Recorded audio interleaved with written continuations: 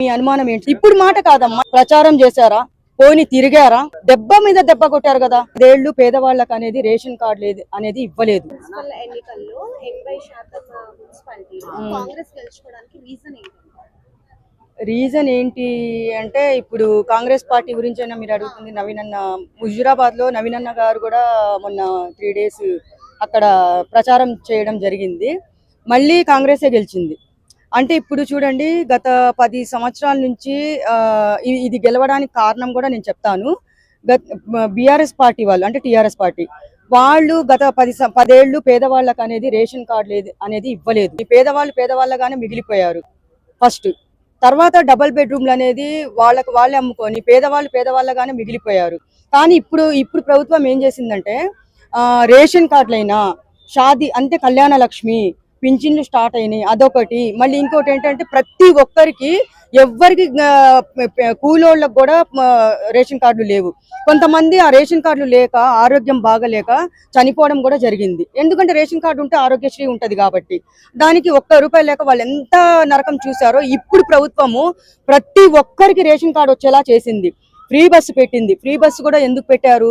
ఇప్పుడు student ఉంటారమ్మా, job చేసే వాళ్ళు ఉంటారు, చిన్న జాబ్ చేసే వాళ్ళందరూ సంపాదించింది సగం జీతం మొత్తము బస్సులకే పెట్టాల్సి వస్తుంది.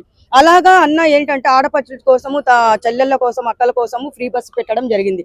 అందుకు మళ్ళీ ఈ మున్సిపల్ ఎలక్షన్ లో కూడా మన కాంగ్రెస్ పార్టీ సత్తా ఏందో చూపించింది.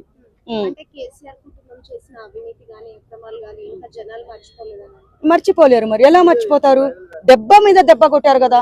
మరి అప్పుడు మీరు జనాల్లోకి వచ్చారా, పోని తిరిగారా, ప్రచారం చేశారా? ఈ రోజు రేవంత్ అన్న గాని ఎంత కష్టపడుతున్నాడు. ఆయన తరపున మళ్ళీ నవీన్ అన్న గారు కూడా 20 సంవత్సరాల నుంచి వెయిట్ చేశారు. ఆయన 20 సంవత్సరాల నుంచి అంత వాళ్ళ నాన్నగారిని చూసి ఆయన నేర్చుకున్నారు. నవీన్ అన్న కూడా 20 సంవత్సరాల నుంచి వెయిట్ చేసి ప్రతి ఒక్క పార్టీ గెలవలేకపోయాడు. కానీ ప్రతి ఒక్కళ్ళు ఆయన కోసం మొక్కిన వాళ్ళే. ప్రతి ఒక్క పేద ప్రజలు మొక్కిన వాళ్ళే. అన్న వస్తే మనకి హెల్ప్ చేస్తారు, మనకి ఏదైనా ఉపయోగం ఉంటుంది. ఎందుకంటే నేను దగ్గర నుంచి చూశాను. ఆయన పార్టీలో లేకముందే 5 years నుంచి నేను పేదవాళ్ళని తీసుకొని పోయేసి హెల్ప్ చేసేలాగా అప్పుడే చేశారు. ఇప్పుడు మాట కాదమ్మా, ఇప్పుడు ఎమ్మెల్యే చేస్తున్నారని మాట కాదు. అప్పటి నుంచి 4 years నుంచి ఎవరైతే పేదవాళ్ళని వెళ్ళారో వాళ్ళని ఒక్కళ్ళని కూడా డిసప్పాయింట్ చేయకుండా హెల్ప్ చేశారు. డబ్బు పరంగా కానీ, వాళ్ళకి హాస్పిటల్స్ కి కానీ, వాళ్ళకి తినడానికి లేకపోతే వాళ్ళందరికీ ఇవ్వడం జరిగింది నవీన్ అన్న గారు. అలాంటిది ప్రజలు ఎవరిని గెలిపించాలో, ఎవరిని ఓడించాలో ప్రజల చేతుల్లో ఉంది కాబట్టి ఈ రోజు కూడా వాళ్ళు ఇప్పుడు మున్సిపల్ ఎలక్షన్ లో కూడా చూపించారు. కొన్ని చోట్ల రేవంత్ సర్కార్ పైన అంటే మీ అనుమానం ఏంటి చెప్పండి?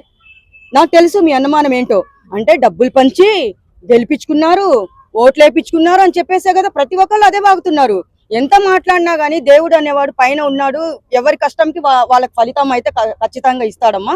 ఇదైతే నేను చెప్పగలను.